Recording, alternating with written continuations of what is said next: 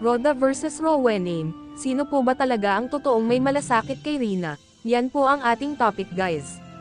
Pero bago po tayo magpatuloy, mega love shoutout po sa inyong lahat. Humihingi po ako ng paumanhin sa hindi madalas na pag-upload dahil nga sa sobra po akong busy guys.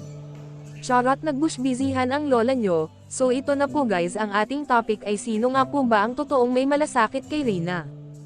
Bakit ko po ito na i-topic? Dahil nga sa biglaang pagkuha ni Ate Melanie kay Rina sa kalingap sa pangangalaga kay Ate Roda, na hindi patas. Kung bakit nasabi ko po na hindi patas.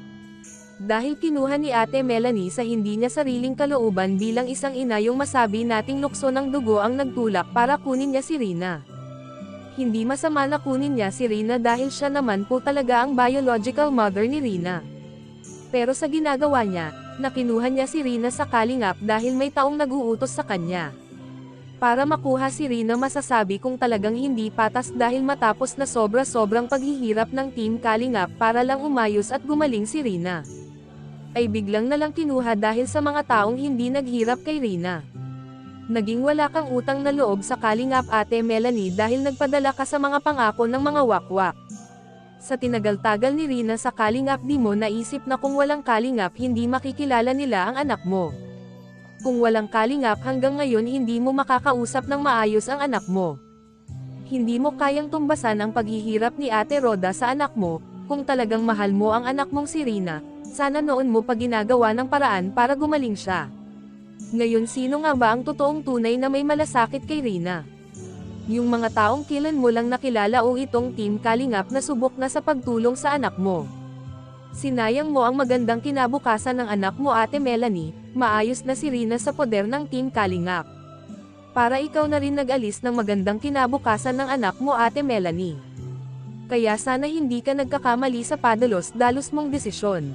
Kayo guys, anong masasabi nyo po? Sino ang totoong may malasakit kay Rina at sino ang tunay na nagmamahal sa ating prinsesa? Kung ako ang tanungin nyo guys, walang ibang tunay na may malasakit kay Rina at totoong nagmamahal kay Rina kundi ang Team Kalingap at Ate Roda.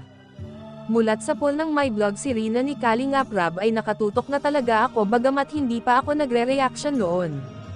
Si Super Mac ang naglapit kay Rina para matulungan nila Kalingap Rab.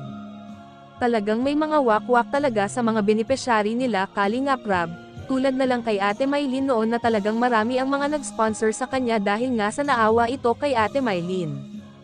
Pero pinasok din ng wakwak kaya nawala sa Kalingap, kaya nangyayari ngayon sobra nang naghihirap si Ate Mylene ngayon dahil may katigasan din ang ulo itong si Ate Mylene.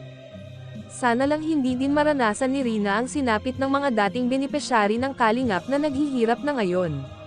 So guys, hanggang dito na lang po muna po tayo. Sana patuloy pa din po nating suportahan ang Team Kalingap, sila Kuya Val Santos Matubang, Kalingap Rab, at ang lahat ng mga Kalingap partners. Pakidamay nyo na di po sana ang aking munting channel. Maraming salamat po. Good day and God bless everyone.